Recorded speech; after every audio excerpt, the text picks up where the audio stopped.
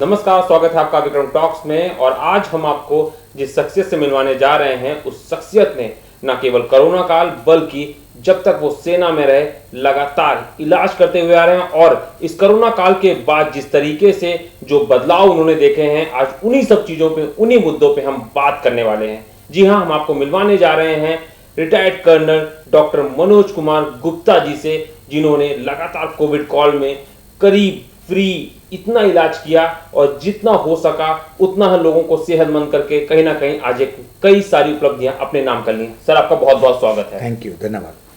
Sir, corona काल सबसे tough period जिसका अभी भी ये चल रहा है, लगभग कितना समय ऐसा लगता है कि और चलेगा सर? देखिए, ये चलता जाएगा। ये एक वायरल इन्फेक्शन है और ये वेव दर वेव चलता रहेगा, क्योंकि इसका स्प्रेड ह्यूमन टू ह्यूमन है, आदमी से आदमी में स्प्रेड कर रहा है। इसलिए जैसे आपको पता है कि लोग बाग जो है सोशल डिस्टेंसिंग बिल्कुल नहीं कर रहे हैं और 6 मीटर की डिस्टेंसिंग नहीं कर रहे हैं, तो ये फैलता रहेगा। जैसे वायरस फ्लू फैलता था वैसे ये भी फैलेगा, इसलिए ये रहेगा, ये जाएगा नहीं। सर, एक बड़ा सवाल ये है कि जब फर्स्ट वेव आई थी, कहीं ना कहीं लॉकडाउन, लोग काफ़ी सक्रिय थे, उन्होंने उसका सही तरीके से पालन किया, तो फर्स्ट वेव में हमें इतना नुकसान नहीं हुआ जितना करीब हमें सेकंड वेव में हुआ। इसका कारण क्या मानते हैं और आपके हिसाब से क्या हुआ, क्या यहाँ पे गलतियां हुई हैं और क्या हुआ? देखिए, फर्स्ट वेव में एक्चुअली किसी को पता भी नहीं था। फर्स्ट वेव में तो जो मीडिया ने दिखाया है कि बाहर की कंट्री में लोग बाग डेथ हो रही है, लोग बाग गिर रहे हैं, तो एक डर बहुत ज़्यादा बैठ गया था। और जब फर्स्ट वेव में लॉकडाउन लगा तो लोगों ने बिल्कुल अच्छे से उसका पालन किया, लोग बाग घर में रहे, नहीं निकले बाहर। लेकिन जब फर्स्ट वेव खत्म हुई, खत्म क्या मतलब, जब ट्रांसमिशन खत्म हो गया, मैन टू मैन ट्रांसमिशन खत्म हो गया, केसेस कम होने लग गए, तो लोगों ने सोचा अरे ये तो खत्म हो गया, ये नहीं होगा। और उसके बाद जो लोग बाहर निकले, एक गुस्से के साथ बाहर निकले और एक वेंजेंस के साथ बाहर निकले, और फिर उसके बाद घूमने निकल गए और लोगों ने बिल्कुल अपने गार्ड डाउन कर दिए। जैसे ही गार्ड डाउन किए, कोरोना फैलना शुरू किया। इससे पहले कि लोग बाग ये जानते कि ये कोरोना है और उसकी वजह से प्रॉब्लम हो रही है, लोगों में बहुत तेजी से इन्फेक्शन बहुत डेवलप हुआ। दूसरी बात यह कि कोरोना के वायरस ने भी म्यूटेट किया, जो उसका वायरस था उसने बहुत तेजी से लोगों में इन्फेक्शन किया। और ये हमने सेकेंड वेव में देखा कि एक पहले वेव में तो फिर भी रोज के रोज 15, 20, 25, 30 केस डॉक्टर के पास आते थे या डॉक्टर देखते थे। लेकिन सेकेंड वेव में यही 70, 80, 85 केसेस में तब्दील हो गए। यानी इतने ज़्यादा मात्रा में केसेस आए और इतने ज़्यादा मात्रा में अस्पताल में जो है पेशेंट पहुंचने लगे कि हमारी जो सर्विसेज हैं, जो एक डिमांड सप्लाई रेशियो है, वो गड़बड़ा गया। अगर एक आईसीयू में 10 बेड थे, वहाँ पे 50-50 पेशेंट पहुंचने शुरू हो गए, तो डेफिनेटली कि एकदम से हेल्थ सर्विसेज जो हैं स्ट्रेस हो गई और डेथ्स ज़्यादा होनी शुरू हो गई। सर, एक सबसे बड़ा सवाल इस समय जो उठ रहा है वो हो रहा है वैक्सीन पे।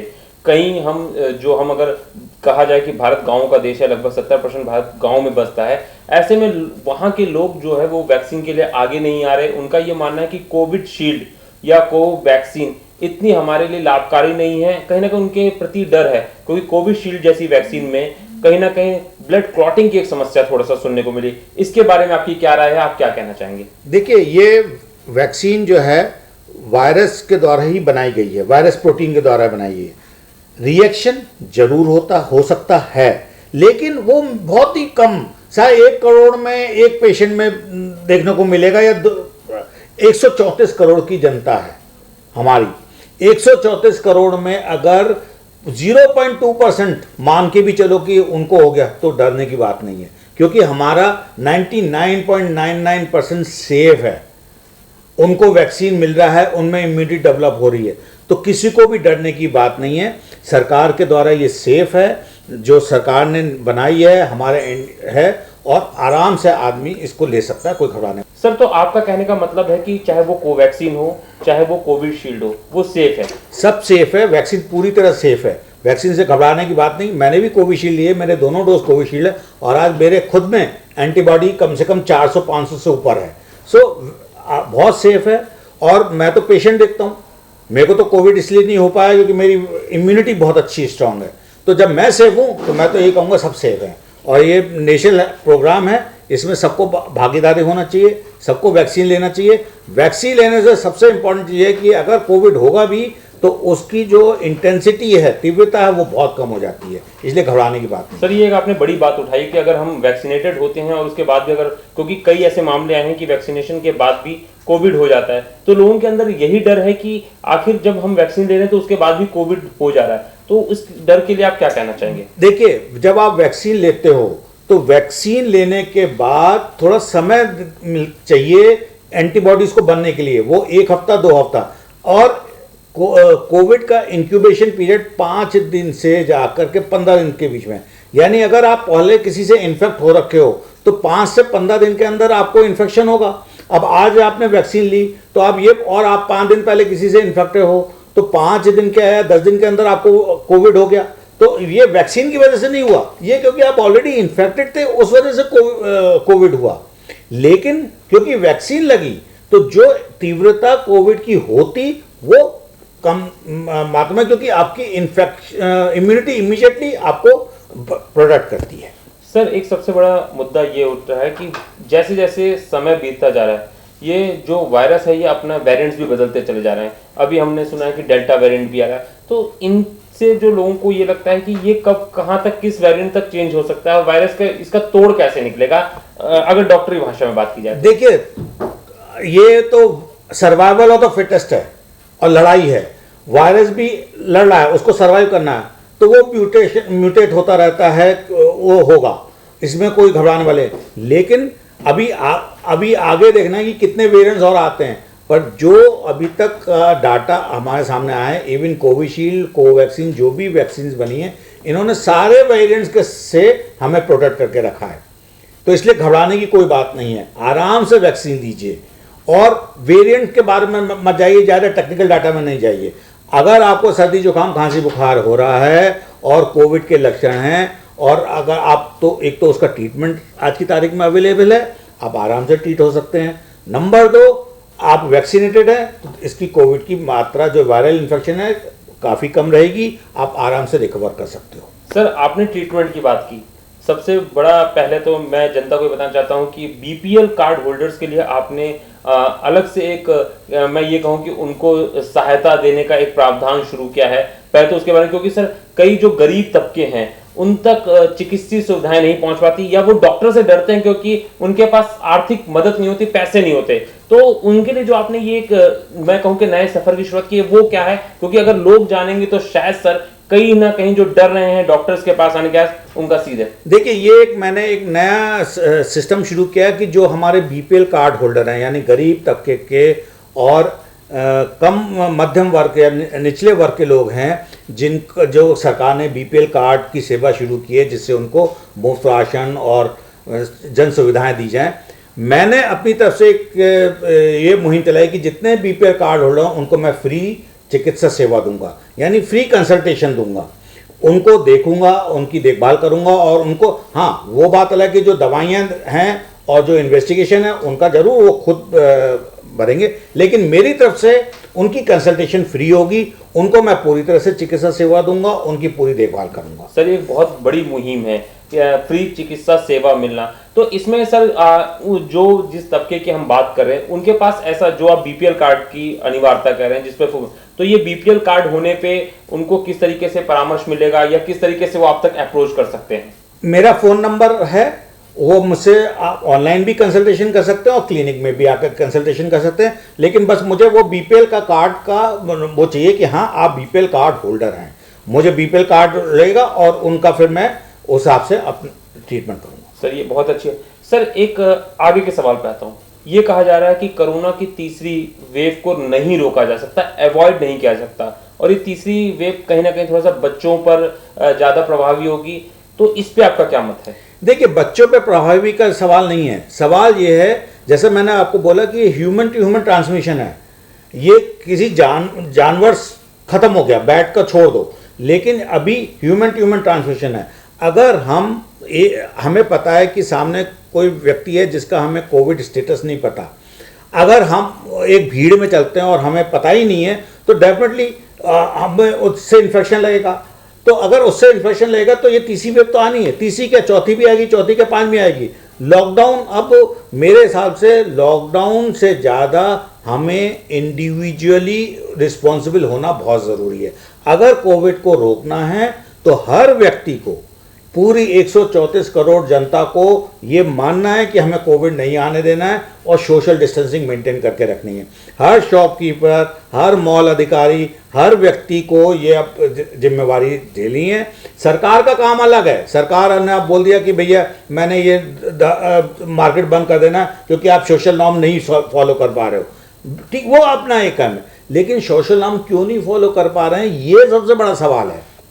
क्या हम अपनी जिम्मेवारी नहीं समझ सकते? सरकार ने ये काम नहीं किया, हमने क्या काम किया? हाँ, क्या हमने सोशल डिस्टेंसिंग मेंटेन करके रखी? नहीं मेंटेन करके रखी। हम इतने दिन से अंदर बंद थे, आज थोड़ा सा रिलैक्सेशन हुआ, छुट्टी मनाने पहुंच गए। अरे सारे के सारे भीड़ बकरी की तरह छुट्टी मनाने पहुंच जाओगे तो सोशल नॉर्म कहाँ रह गए? सर, मैंने एक वक्तव्य सुना आपका जिसमें आपको बड़ा दुख हुआ कि डॉक्टरों पे जिस तरीके से अटैक हो रहा है, और उसके बाद कई डॉक्टरों ने अपनी कहीं ना कहीं जान गंवाई, हम ये कहें कि शहादत दी है। उसके बाद जिस तरीके से लोग घूमने पहुंच रहे हैं, इन सब पे आपका क्या वक्तव्य है? बताओ डॉक्टर। देखिए, हर व्यक्ति को ये समझना चाहिए कि हमारा जो डॉक्टर पेशेंट रेशियो है वो बहुत गैप का है। यानी कि अगर मान लीजिए 15 पेशेंट पे एक डॉक्टर होना चाहिए, वो हमारे यहाँ नहीं है क्योंकि हमारा पॉपुलेशन बहुत ज़्यादा है और ये पैंडेमिक है। इसमें स्वास्थ्य सेवाएं कॉम्प्रोमाइज़ होंगी। हर व्यक्ति अगर ये कहता है, जितने भी अस्पताल में पहुंचे, ठीक है, आपके लिए एक डॉक्टर है, लेकिन एक डॉक्टर के लिए आप हो सकता 400वां पेशेंट हो या 100वां पेशेंट हो या 50वां पेशेंट हो। एक डॉक्टर के लिए ये बहुत मुश्किल का काम है, वो 50 के 50 पेशेंट को एक साथ देखे, वो भी पीपी किट, वो भी पीपी किट पहन करके। और जो है, लोगों को इस बात को समझना चाहिए कि वो डॉक्टर स्ट्रेस में है। आपके लिए वो ठीक है, आप वो कहते हो कि मेरे को ऑक्सीजन नहीं दी, ऑक्सीजन तो डॉक्टर ही लगाएगा या नर्स लगाएगा। लेकिन आप ये देखो, एक नर्स अगर एक पेशेंट को देख रही है तो वो दूसरे पेशेंट, बनी बात है, वो निगलेक्ट होगा। या वो जो पेशेंट को देख रहा है उसको छोड़ करके दूसरे पेशेंट के पास जाएगा तो वो भी तो पहला वाला निगलेक्ट होगा। ठीक है, इस कोविड के माहौल में सबसे बड़ी प्रॉब्लम से हमें जो फेस करनी पड़ी हर डॉक्टर को, क्योंकि रिलेटिव्स को हमने बिल्कुल मना कर दिया था कि आप कोविड वार्ड में नहीं घुसेंगे। तो लैक ऑफ इंफॉर्मेशन और भी एक ऐसी चीज़ थी कि पेशेंट को जो है, पेशेंट के रिलेटिव्स के लिए प्रॉब्लम क्रिएट की, क्योंकि उनको पता ही नहीं चला था उनके पेशेंट का स्टेटस क्या है। पेशेंट, वो उन्होंने कहा हमारा तो पेशेंट ठीक ठाक गया था और डेथ होकर वापस आ गई। अगर आप आईसीयू में पहुंचो, इसका मतलब आपका तबीयत बहुत ज़्यादा खराब है। अब आईसीयू में अगर 6 डॉक्टर हैं और 50 पेशेंट हैं तो 6 डॉक्टर 50 पेशेंट को कैसे मैनेज करेंगे? ये हर एक को समझना चाहिए। ये पैंडेमिक है और डॉक्टर के लिए एक बहुत बड़ा मुश्किल हो जाता है कि हमें ये सोचना कि किसको बचाना है, किसको नहीं बचाना। बिल्कुल, ये बहुत बड़ी इस बार देखने को मिला पैंडेमिक, क्योंकि एक साथ दिल्ली की हम बात करें तो लगभग 8.2% के आसपास डेथ हुई है। बेड्स नहीं मिल रहे थे, चीजें नहीं मिल रही थी, और डॉक्टर के लिए ये महत्वपूर्ण था कि कौन बच सकता है। तो ऐसी सिचुएशन में सर क्या कहेंगे आप? उसके लिए ट्रायज, एक प्रतिक्रिया होती है ट्रायज करना, यानी कि प्रायोरिटाइज करना, प्रायोरिटी 1, प्रायोरिटी 2, प्रायोरिटी 3। ये एक इंपॉर्टेंट काम होता है जो कि इमरजेंसी में किया जाता है कि ये पेशेंट, इसको इमीडिएटली ट्रीटमेंट की जाता है। प्रायोरिटी 1 है, प्रायोरिटी 2 है, प्रायोरिटी 3 है, प्रायोरिटी 4 है, जो कि वॉर टाइम पे भी हर हॉस्पिटल करता है कि भैया किसको हमने ट्रीटमेंट करना है, इमीडिएट ट्रीटमेंट देना है, किसको इमीडिएट ट्रीटमेंट नहीं देना है, किसको ड्रेसिंग करके छोड़ना है, कौन, इस तरह के। अब हमारे पास जो लेकिन कोविड काल में ये ट्रायल बहुत मुश्किल था, क्योंकि जितने अस्पताल पहुंच रहे थे सभी सीरियस थे। और आपको पता होगा कि डिमांड और सप्लाई की वजह से ऑक्सीजन सप्लाई खत्म हो गई, क्योंकि जो हॉस्पिटल की क्षमता थी वो खत्म हो गई, बेड खत्म हो गए। बेड के साथ जो बेडशीट है, पिलो कवर हैं, कंबल हैं, वो सब खत्म हो गए, थे ही नहीं, कहाँ से दे? उतने बेड नहीं है, उतनी ऑक्सीजन सप्लाई नहीं है, उतनी मेडिसिन नहीं है, मेडिसिन खत्म हो गई। एक मेडिसिन कम होने का कारण ये भी है, होर्डिंग हुई काफ़ी ज़्यादा, लोगों ने डर के मारे अपने पास स्टॉक रख लिए। उनको पता नहीं था कैसे करना है। ऑक्सीजन कॉन्सेंट्रेटर अपने पास ले लिए, ऑक्सीजन सिलेंडर ले लिए, उनको ये नहीं पता कि ऑक्सीजन सिलेंडर कैसे यूज करना है। अंतिम और महत्वपूर्ण सवाल यही है कि कई डेथ ऐसी देखने को मिली कि ऑक्सीजन सिलेंडर घर में लाके लगाया गया, लेकिन उनको प्रेशर नहीं पता था, जिसको 1 देना था उसको 4 दे रहे थे, जो कि कहीं ना कहीं आईसीयू में दिया जाता है। इन सब पे क्या कहेंगे, और क्या शिक्षा पद्धति में भी ये बदलाव होना चाहिए कि स्कूल में जैसे ट्रेनिंग होती है वैसे इन सब चीजों की भी ट्रेनिंग हो? नहीं, मैं ये कहूँगा फर्स्ट एड डिफरेंट चीज़ है। ये पैंडेमिक में फर्स्ट एड नहीं दिया जाता है, पैंडेमिक में ट्रीटमेंट दिया जाता है। अगर आप घर पर ऑक्सीजन सिलेंडर ला कर रखेंगे और आपको यही नहीं पता कि ऑक्सीजन कैसे देना है, आप डेफिनेटली अपने लंग्स को डैमेज करेंगे, और वही हुआ। ठीक है, मेरा ये कहने वाला है कि सरकार की तरफ से या सबकी तरफ से आपके पास सारी फैसिलिटी है, सारे हॉस्पिटल्स हैं, सब कुछ हॉस्पिटल हैं। आप कुछ हॉस्पिटल को ये मार्क करके ना रखें कि भाई यही अस्पताल जो है कोविड को ट्रीट करेंगे। इस पैंडेमिक के सारे अस्पताल को खुलना चाहिए, सारे अस्पताल को आपको एक पैकेज इस तरह से देना चाहिए कि सारे अस्पताल आपके कोविड में ट्रीटमेंट करें, तो कभी कमी नहीं होगी।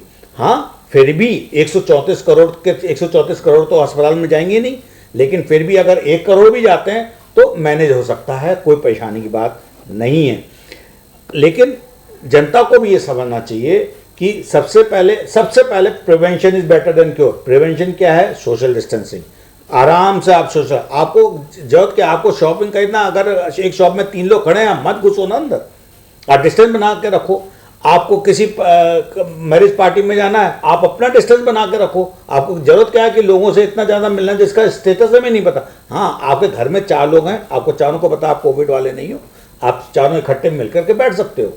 ठीक है, जैसे हम और आप बैठे हैं, हमें पता है कि आपको कोविड नहीं है, मुझे पता है मेरे को कोविड नहीं है, तो हम दोनों आराम से बैठ के बात कर रहे हैं और डिस्टेंस का पालन कर रहे हैं। लेकिन वहीं पे अगर हमें पता है कि ये आदमी कोविड, जिसका स्टेटस हमें नहीं पता, तो मास्क पहन के रखिए, जिससे कि उससे वायरस हमको ना लगे, मेरे से वायरस उसको ना लगे।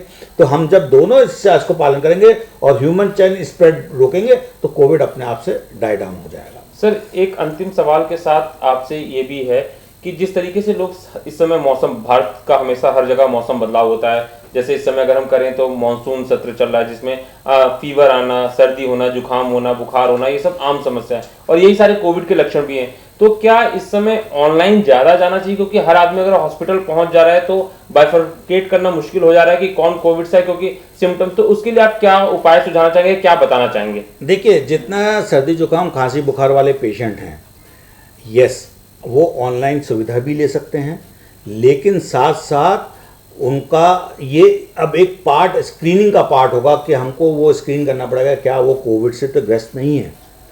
ये एक इम्पॉर्टेंट पार्ट होगा अब इस ट्रीटमेंट प्रोफाइल का, जिसमें हम सर्दी जुकाम खांसी बुखार का ट्रीटमेंट को इस प्रोटोकॉल के साथ भी ट्रीट करेंगे, जिसमें कि पहले ये चीज़ नहीं होती थी। पहले तो सर्दी जुकाम खांसी बुखार होता था तो हम दवा देते थे, लेकिन अब हमें ये रूल आउट करना पड़ेगा कि क्या ये कोविड का पेशेंट तो नहीं है। अगर कोविड का पेशेंट है तो हमारी treatment of line he change हो जाएगी। तो अगर कोविड है तो ट्रीटमेंट अलग है, कोविड नहीं है तो हमें पता है कि ये कोविड का पेशेंट नहीं है, नॉर्मल फ्लू का पेशेंट है, हमें उस हिसाब से ट्रीटमेंट करना है। तो ये एक मेजर चेंज है इस सर्दी जुकाम खांसी बुखार के ट्रीटमेंट के लिए। जब वेदर चेंज होता है तो डेफिनेटली चेंज होता है। ये सर्दी जुकाम खांसी बुखार होती है, चाहे ठंडी से गर्मी आए या गर्मी से ठंडी आए, दोनों में ये होगा। लेकिन अब कोविड आ गया तो कोविड की वजह से हमको यहाँ पे स्क्रीनिंग करनी पड़ेगी। इसलिए बेहतर होगा कि जब जो भी पेशेंट हैं पहले ऑनलाइन लीजिए, ऑनलाइन के बाद अगर आप कोविड के मरीज हैं तो फिर हॉस्पिटल में जा करके ट्रीटमेंट लीजिए, या होम आइसोलेशन से फिर ऑनलाइन। धन्यवाद डॉक्टर साहब अपना कीमती समय देने के लिए। और साथ ही हम अपने सारे दर्शकों को ये बताना चाहते हैं कि विक्रम टीम टॉक्स की टीम ने एक मुहिम छेड़ी है, और हर महीने हमारे साथ डॉक्टर मनोज गुप्ता सर होंगे, जिसमें जिस तरीके से समय में परिवर्तन के साथ इलाज में जो परिवर्तन हो रहे हैं, या किस तरीके से हमें आने वाले जो ये कहें कि भविष्य में जो चुनौतियां उनसे कैसे लड़ना है, उस पर हमारे हर बार एक अलग एपिसोड होंगे। ऐसे में आपको भी अगर कोई जानकारी है, या आपके मन में भी कोई दुविधा हो, या आपके मन में कोई भी सवाल हो, तो आप हमारे जितने भी सोशल प्लेटफॉर्म्स हैं उस पर जाके सवाल पूछ सकते हैं। या फिर अगर आपको कंसल्टेशन चाहिए या आपको कोई जानकारी चाहिए तो आप सीधे फोन कर सकते हैं।